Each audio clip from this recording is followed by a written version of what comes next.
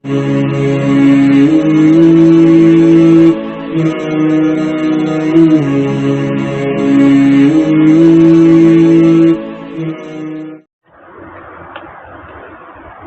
للہ وحدہ والصلاة والسلام علی من لا نبی بعدہ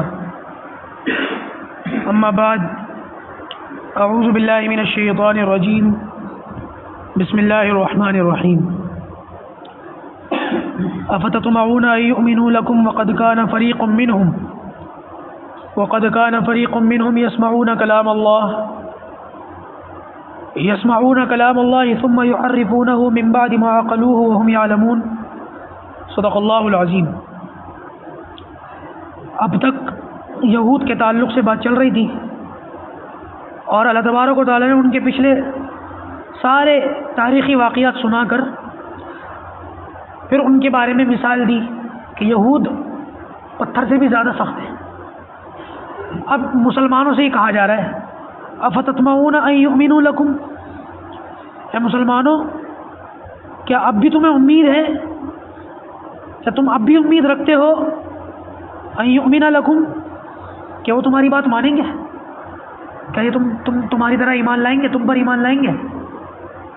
اب بھی اس بات کی امید ہے تمہیں؟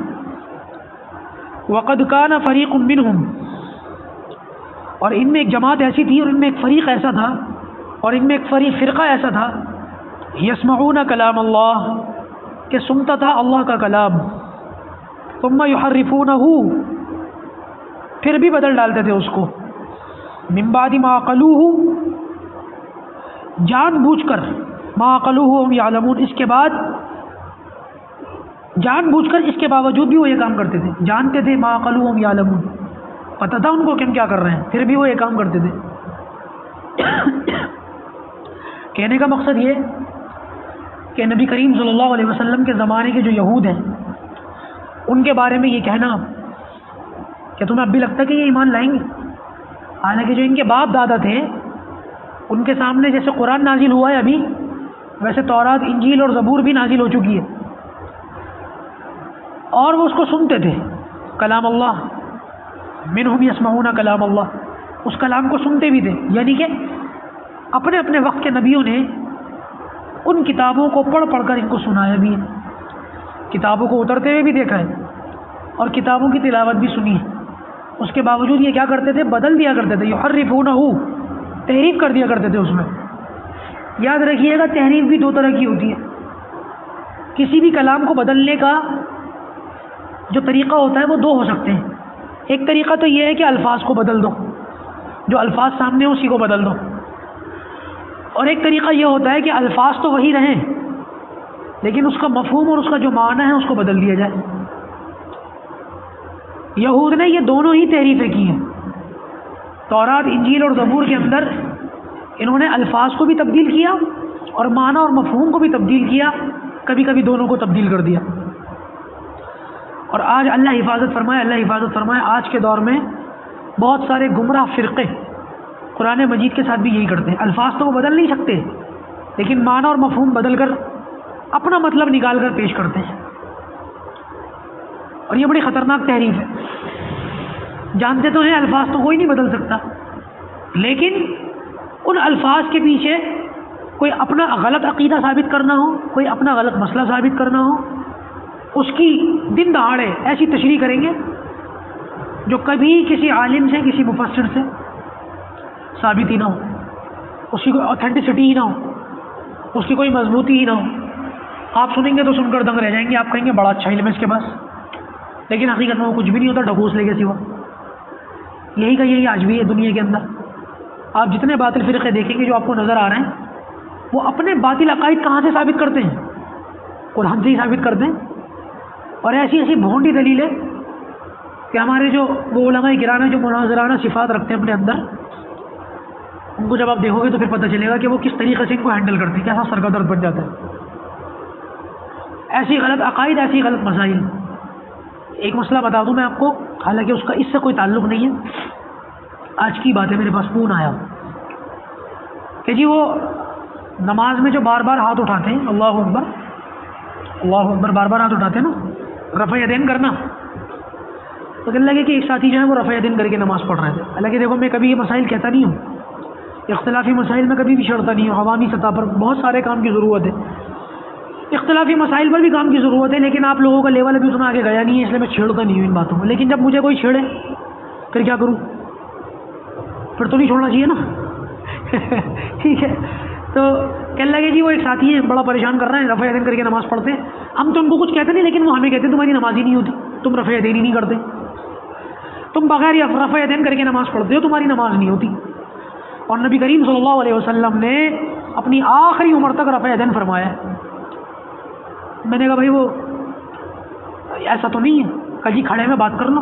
میں نے کہا لاؤ کرا دو, فون دے دیا. انہوں نے اپنا نام بتایا, مجھ سے میرے حال احوال پوچھے.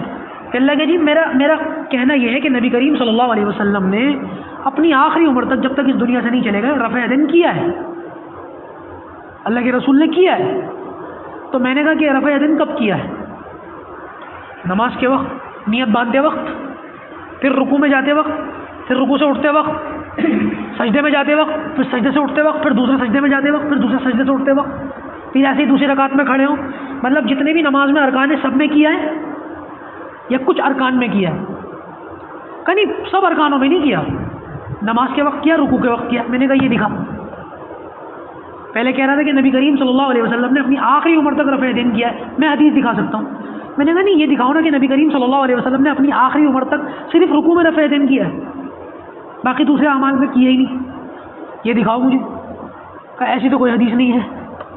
میں نے کیوں پریشان کرتے ہو پھر لوگوں کو. اور پھر دوسری بات یہ ہے, ان مسائل میں پڑھ کر کتنے بے نمازیوں کو نمازی بنا دو گے جی. ایک تو محلے میں کتنے ایسے لوگ ہیں جو نماز پڑھتے ہی نہیں, مسجد کو آتے ہی نہیں. ہر جگہ کا یہ حال ہے. جو آتے ہیں, جو نہیں آ رہے ہیں ان پر تو تمہاری کوئی محنت نہیں ہے کہ کسی طریقے سے ان کو مسجد لاؤ. جو آتے ہیں ان کو ورگلا رہے ہو, تیری ہوتی نہیں. جو پڑھتا نہیں اس سے کچھ نہیں کہتے, جو پڑھتا ہے اس سے کہتے ہیں تیری ہوتی نہیں. کتنا دماغ خراب ہے ان لوگوں کا.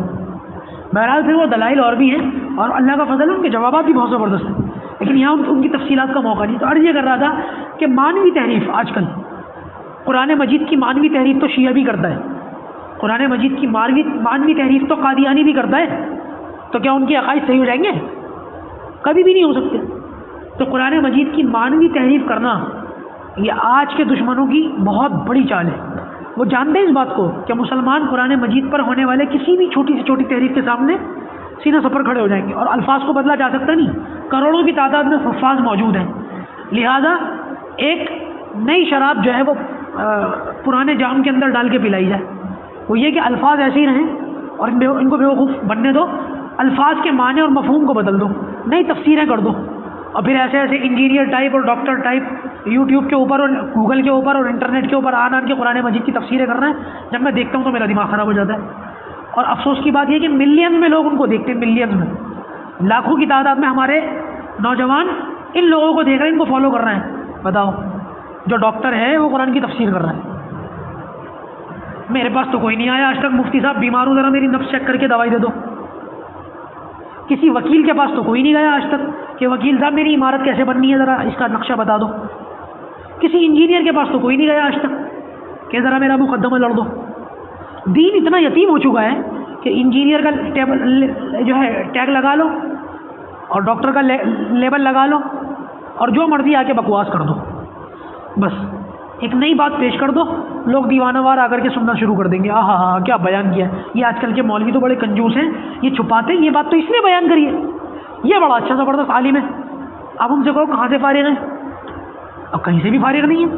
بس ایک لچھے دار تقریر کر دی, آپ اس کے دیوانے ہو گئے. مولانا الیاس گنبد سے کسی نے کہا تھا نا کہ وہ فلاں شخص بہت بڑا عالم ہے, تو مولانا الیاس گنبد نے کہا بہت کو بھی ہٹا دو, بڑے کو بھی ہٹا دو, عالم ہے یعنی یہ بتا دو. عالم بھی ہے, کس مدرسے سے فارغ ہے؟ کہنے لگے کہ عالم بننے کے لیے کسی مدرسے سے فارغ ہونا ضروری ہے کیا؟ تو مولانا الیاس گنبد نے کہا ڈاکٹر بننے کے لیے 2-4 مریضوں کو مارنا ضروری ہے کیا؟ سمجھ رہے اس بات کو؟ تو جب تک آدمی جس لائن میں محنت نہیں کرتا اس لائن کا ماہر نہیں بنتا, تو آدمی بغیر کچھ کیے عالم کیسے بن جائے گا؟